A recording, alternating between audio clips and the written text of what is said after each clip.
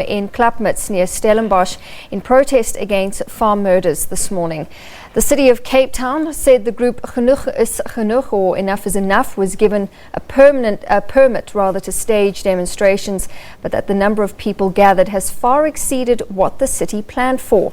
The protesters moved toward the Joostenbergvlakte and used Voortrekker Road through to Bellville, Parow, Goodwood, Kensington and the Maitland area. They're now at the Greenpoint Stadium. Right, well, joining us from Cape Town is Vanessa Puna. Vanessa, good afternoon to you. Just confirm for us exactly where you are and how far along the marches are, because we've heard that some have started to gather at the Greenpoint Stadium. And although things have taken a while to get going due to the magnitude of the marches, they have started to make their way to the finishing point. Yes, good afternoon to you, Natasha. Indeed, quite a number of people have already arrived here at the Greenpoint track.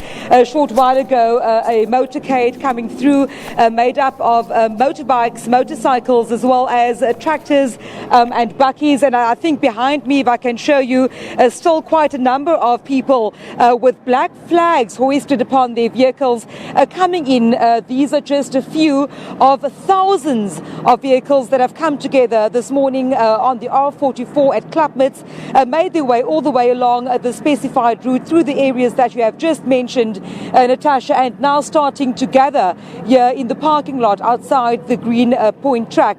Now, the message this morning when there was a very short prayer service at Klapmuts was one of unity, prayers calling for togetherness at this time. The message is coming through that South Africans need to stand together at this point, that farm killings as well as violence on farms is not acceptable, saying that enough is indeed enough. And of course, this protest action today follows the killing of 47-year-old farmer Joostenbergvlakte Conradi from the farm 8 Cake at Klapmuts on Tuesday last week. He's, according to AfriForum, the 70th or 71st. Apparently 71 farmers have now been killed in South Africa this year alone. And this coming together of farmers as well as people just coming together in support of the farming community, now saying that they are making their voices heard, that the attack on farmers is unacceptable.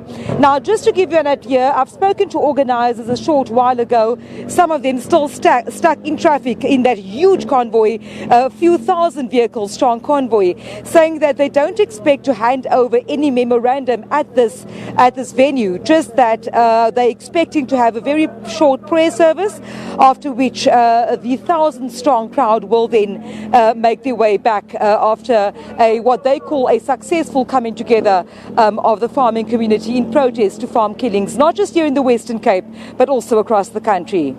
And Vanessa, it's certainly quite a long route with quite a number of roads or routes affected. I would imagine. Any word from traffic officials as to those routes affected?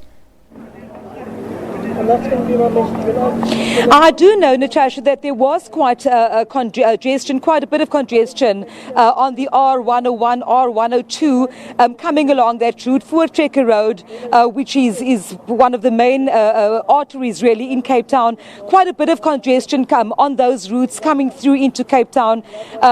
You've seen the visuals early on. You can see behind me as well. Still, we expect this kind of thing to happen at least for the next hour or so, with vehicles still coming into this parking area here.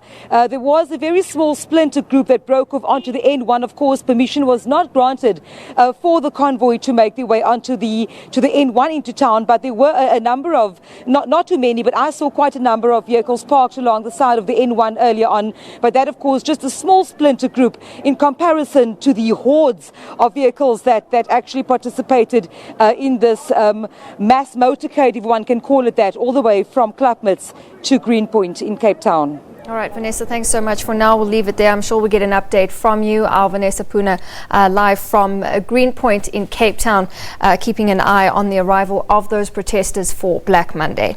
Meanwhile, in Gauteng, the protest affected matric pupils writing their maths paper 1. The Gauteng Department of Education has made a concession for pupils who are stuck in traffic. Earlier, Newsroom spoke to Steve Mabona, Gauteng Education spokesperson. As per our rules, when you arrive late at an examination, you are still allowed to write. Then when you arrive an hour later, you are not allowed to ride. So we have made some concession that all those learners that will arrive an hour late will be accommodated. So the chief invigilators will then have to, exercise a caution and take a discretion on how they accommodate them. Because remember, if you have already started, it means some learners will then finish. So those that have been given concession, they must also be part of the examination. Yes. And there are rules which are, are allowed to prevail in an exam room because of so many things. I mean, cheating, we avoid that. We need exam that is credible. So they will then have to take, those decisions. But we are saying those that are late, they can still go. If they're an hour late, they will be then allowed to ride. But unfortunately, those that will not make it, they will then be afforded an opportunity to ride next year, which is around March, during the supplementary period.